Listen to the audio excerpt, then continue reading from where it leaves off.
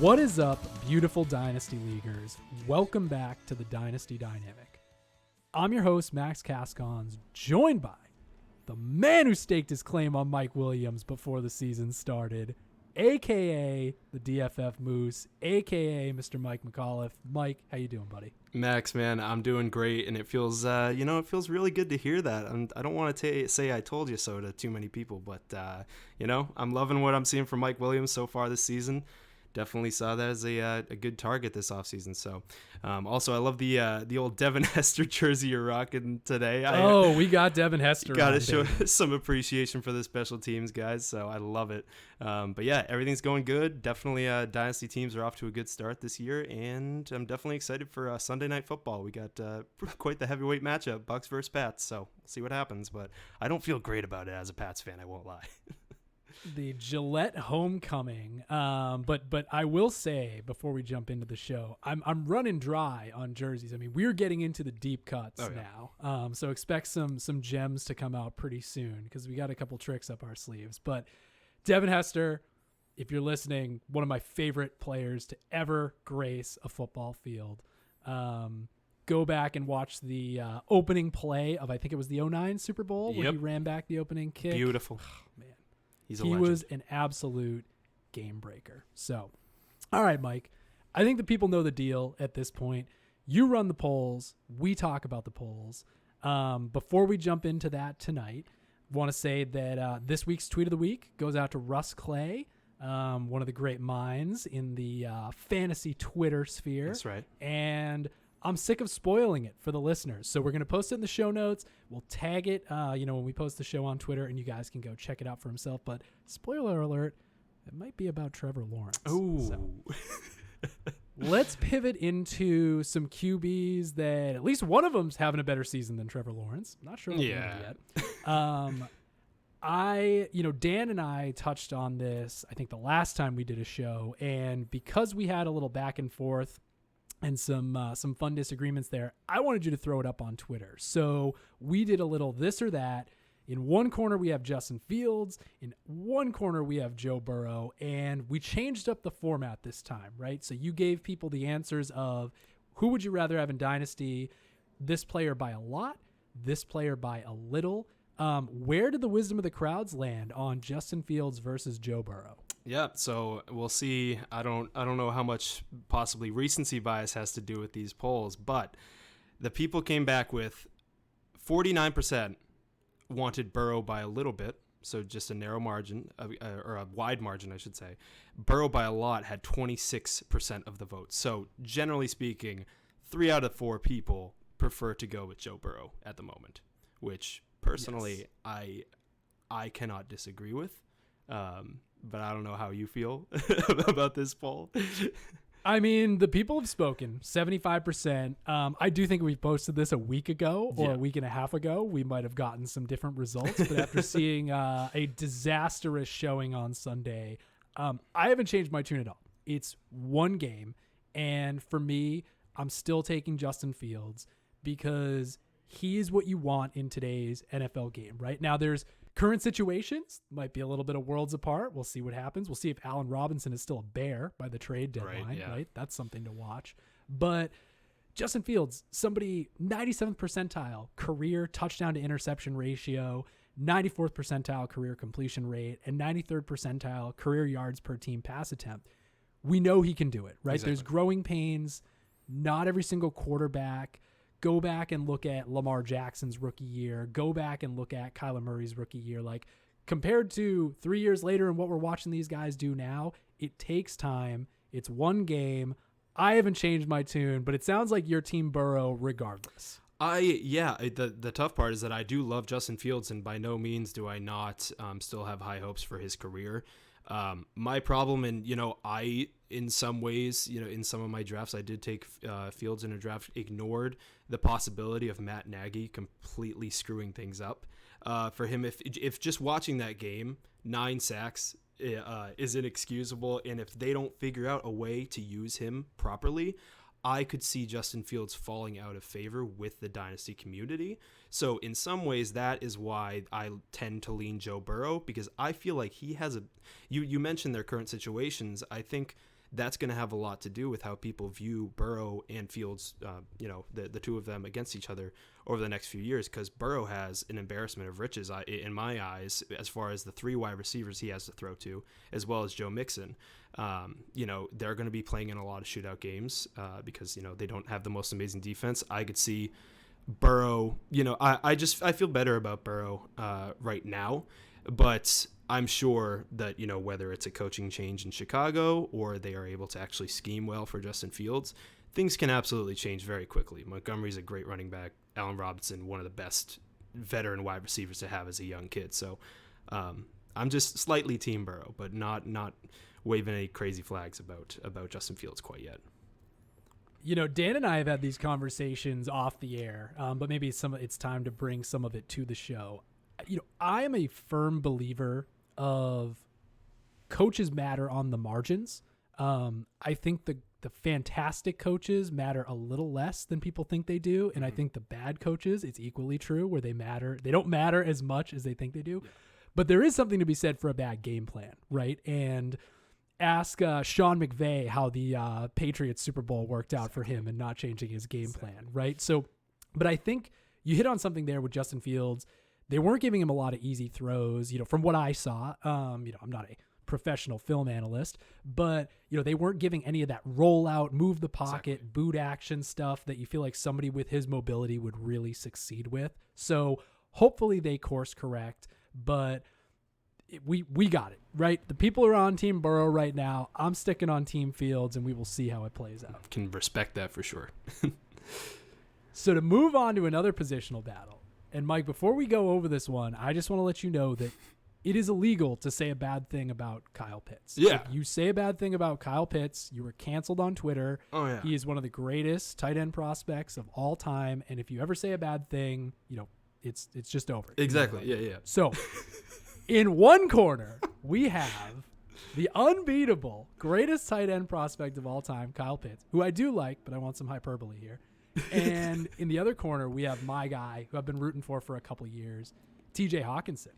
We did the same formula, Hock by a little or a lot, Pitts by a little or a lot. Where did the Twitterverse take us on this, Mike? Yep. So it sounded like 39% of people, which was the largest sum of people, wanted a Hockenson by a little bit, while 24% of people preferred Pitts by a little bit. Both players each had about 18%, I think, saying that people wanted them a lot. So there's definitely some parity here. I know for myself, it's tough to put. We're talking Dynasty again here. So Kyle Pitts could absolutely have a down year, or at least not break out completely this year. He's going to disappoint a lot of people that drafted him way too high in the first place. But that doesn't mean he can't have a fantastic year. Hockenson, I think his rookie year was, he didn't finish even as a top 30 tight end. But if you're asking me, I'm on the side of people that are saying Hockenson right now, because the dude just finished as a top 5 tight end last year, and he's already killing it this year. He had a tough game week 3 where it seems like the other team just kind of took him out of the game. But I don't know. I would definitely have to lean with TJ here. I just don't think these players are that different. Yeah. And I think that's my problem with it. So Kyle Pitts comes into the league this year, drafted at the 104, highest tight end ever taken. But just a few years ago, TJ Hockenson went at the 108. Exactly. Right? So both extremely high draft picks. They both have elite athleticism, right? Pitts and Hockenson are basically the same size. Pitts a little bit more on the speed side, Hock a little bit more agile, short area quickness. Yep. And I think they were equally impressive in college, because for me personally, Kyle Pitts, his production, otherworldly, fantastic production. Really only had Kadarius Toney to compete with. So he was the guy that ate in that offense. When you flip it to the Hockenson side, it's so hard to truly look at his college production, because he was sharing the field with Noah Fant. Yeah. They were competing for targets, competing for touchdowns, and they both still broke out at reasonable ages, were able to produce in that offense. So for me, when you put the numbers in context, I think Hawkinson's resume is pretty much on par with Kyle Pitts. The athleticism's on par. And the tight end position is hard to learn in the NFL, right? You have to learn how to block, you have to learn how to run routes, and then you have to learn how to block and then go run a route. Yeah. So I'm Team Hockenson. I've always been Team Hockenson. And I think we want to lean on, for me in Dynasty, I want to lean on the guy that has a great prospect profile. I've seen him do it, and I've seen him do it for a couple years, and oh yeah, he's balling out this year. Exactly. It looks like him and Jared Goff are going to be a pretty solid combo this year, and Matt Ryan has definitely seen better days. I think he'll still have a good year, but yeah, we'll see what happens. And I feel like I've been a little jokingly down on Kyle Pitts on the show. I love Kyle Pitts. I do own Kyle Pitts in a league for all the listeners at home, just so they know that. But I think the hype went too far, and I'm actually glad to see the Twitterverse agree with us on this one. Absolutely. Same.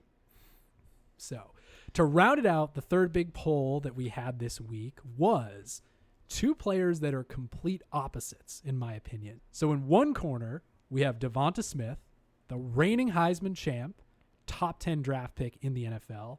And the other, we have prototypical alpha wide receiver, Denver Broncos superstar, Cortland Sutton.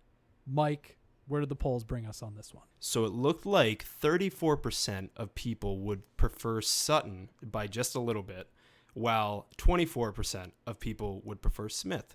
So pretty close there, but 23% of people would prefer Smith by a lot. So it seems like the Smith fanboys were coming out a little bit harder than the Sutton ones. So I'm a little bit more on the fence with this one. I don't know if you have a player here that you would definitely prefer over the other. I don't own either in any leagues, I don't believe. So I definitely have a take on this. And I feel like I've been butting heads with the polls for the duration of us doing this the last couple months. Happens. But I agree with them here. I think I've made it no secret that I use history to be instructive when I build dynasty teams. And Devonta Smith, it is very difficult to come up with successful comps for him at the NFL level, despite all his production at Alabama. It is very easy to look at Cortland Sutton's resume and size and athleticism and say, yep, that is the exact type of wide receiver that NFL coaches love to put out there and run goal line fades with. So for me, it's Cortland Sutton. We've seen him ascend, have at least 1,000-yard season with some pretty treacherous quarterback play for a little while. I mean, rookie version of Drew Lock was not exactly the fantastic thrower of footballs that Sutton probably wanted. So I go Sutton. I actually might say it's close. I don't think I'd be in the Sutton by a lot camp. I think it's relatively close because there's probably about a 4-year age gap between them. And I do want to see Devonta Smith succeed. I want to see him break the trends. I want to see him be the guy that can go out there at 175 pounds and crush number one cornerbacks. I'm just not going to bet on it for my dynasty teams. Yeah. So I can't blame you at all there. I mean, again, I've said on a past podcast that Sutton, just the way that he goes up and catches the ball, he just looks like a complete alpha. I do think that Jerry Jeudy will play a very important role for them. He's injured right now. I could see people definitely making the case for Devonta Smith, where, if you have faith that Jalen Hurts is going to slowly but surely figure out with better, a better completion percentage, better accuracy, Smith is definitely, in my eyes, easily the best receiving option that they have on that team. Whereas, with Sutton, you could make the case that Jeudy is potentially a better wide receiver. Some people would, but I still lean slightly Sutton here. So, I don't see a reason to not want to have a wide receiver with Teddy Bridgewater as their QB right now. So he is number 2 in passer rating right now. He's looked great. He looks accurate, and he looks like he could lead the Broncos to a pretty decent season. Teddy Two Gloves, man. Right? I mean, it works. there is an alternate universe out there where he never got hurt and had that career setback that he did when he was getting ready for ascension with the Vikings. And I mean, this is the Teddy Bridgewater that, if memory serves me correctly, got Devontae Parker drafted, right? Yeah. Like, he was the one throwing accurate balls to Devontae Parker right. in Louisville. So hopefully I'm right on that. But I agree. I think you can make a case for both players. I'm just going to bet on the traditional alpha that Cortland Sutton is, and I do think it'll be very interesting to see when Jerry Jeudy comes back how that offense shapes out next year. Totally. So I want to quickly segue into the last part of the show because it just works out so perfectly. That's right. Because I said, Mike, when we get on the mics, I want you to come at me with one Dynasty trade target. And my Dynasty trade target, Mike, just so happens to be Mr. Cortland Sutton. Ow. So he is number 6 in air yards right now, number 11 in unrealized air yards. So even though Teddy's accurate, we could even maybe get a little bit more out of Cortland Sutton. And I think they've been in some games where they haven't had to throw a ton. They've kind of just traded punches with some of these early opponents. And as the schedule gets tougher, I'm thinking they'll probably need to throw more. And that is where you're going to see Mr. Alpha Cortland Sutton shine. So for you listening at home, if you need some help at wide receiver or need to fill out those flex positions and you're a contender, Cortland Sutton is somebody I think you can invest in now and get production now and still have some great years later in his career to get production then as well. I like it a lot. I can't disagree at all. I know that I came up with another wide receiver who is a bit on the older side. I know a lot of people don't love, Max included, pursuing the older wide receivers in Dynasty leagues, but I truly think that this guy, at least for the next couple of years, could be a very important part of the offense for the Jacksonville Jaguars in their young quarterback, and that is Marvin Jones Jr. If you just watch some of their games this year, the Jags have been throwing the ball on average about 40 times a game. They got Chark, they got Chenault, but the guy who has been Mr. Consistent for them is Marvin Jones thus far. He's the wide receiver 20 in PPR leagues. This is the type of guy that's been talked about really only ever as a wide receiver flex type of guy, when if you look at his numbers over the past 5 seasons, he's really been a consistent, at least low-end wide receiver too. He went to the Jaguars, got paid this year, so this is in the context of, you're not looking for a younger guy to get in early on. You're looking to see if maybe there's the owner of Marvin Jones in your league is either rebuilding and they could use some picks, or maybe they have plenty of wide receivers and younger wide receivers and they don't want to have as many old wide receivers. So you could fly in there with picks, or send a younger piece and get a guy that you can plug into your lineup reliably every week this year and possibly next. It's a 2-year deal. We'll see what happens, but I still feel good about him even at 31 years old. It's a very classic Mike move because from what I've seen, you were the ultra win now type. And not saying that you don't also scheme for the future, but you love making these types of moves. And I agree. I mean, I don't think it would cost you a high rookie pick at all. I mean, you might be able to pick him up for a 3rd rounder in some leagues, depending on how deep they are. So that's definitely an interesting one to keep tabs on. And I do want to say, because you joke about it, but it's actually a reality, the most recent startup that you and I were in together, I'm pretty sure I left that draft. And keep in mind, this was a productive struggle team. I traded out of the 1st round. I don't think a single player on that team was over the age of 25. And I think it was Cortland Sutton. So at the time, I think he's either late 25 or just turning 26. But yeah, that team, ultra young. I remember when we drafted that team too. That was before Sleeper came out with their rookie profile pictures. So your team was the faceless wonders. Yes, beautiful. Yes. That was a solid team name until they updated all those photos. That's the way to go about it. If you're kicking the can down 2 years down the road or so, that's your team could look mighty fine by then. So. Well, that's a good trade target, Mike. So listeners, listen to us. Go build great Dynasty teams. And, when it's right, invest in a 31-year-old wide receiver. That's right. So getting out of here for today, this is the Dynasty Dynamic. You stay classy, Dynasty Leaguers. Milk was a bad choice.